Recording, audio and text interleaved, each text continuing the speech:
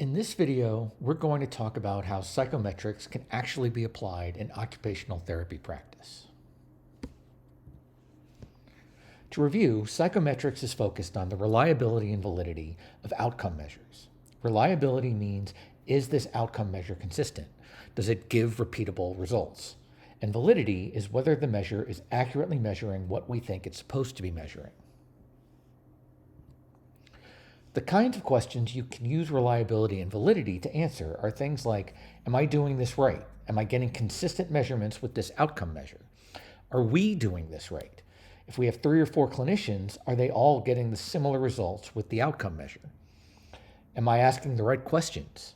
Are all the questions on my survey measuring the same thing? And does this work? Is the measure actually measuring what you think it's measuring? Intuitively, reliability and validity both work similarly. You're going to measure something, and then you're going to see if the results of what you measured agree with something else. To actually operationalize this and put it into practice, you need to nail down some details. What are you comparing your measurements to, and how are you comparing them? How close is close enough, and how many measurements do you really need?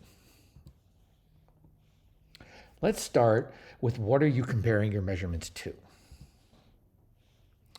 Inter-rater reliability is looking at whether 2 clinicians come up with the same results when they measure the same group of people at the same time.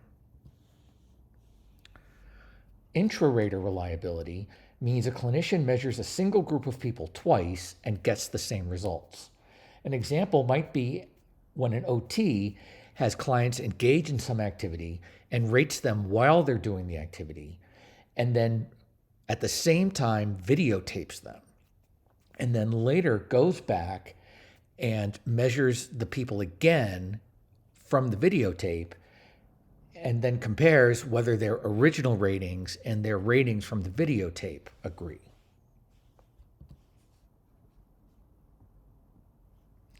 In test-retest reliability, you have the same people take the same test 2 different times and see if the results agree.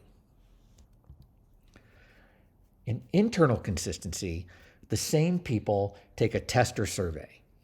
You break the survey up into halves and check whether the results from each half agree. In criterion validity, we're measuring one group of people and comparing the results we get to some gold standard. If we're interested in concurrent validity, that means we use our measure and the gold standard at the same time.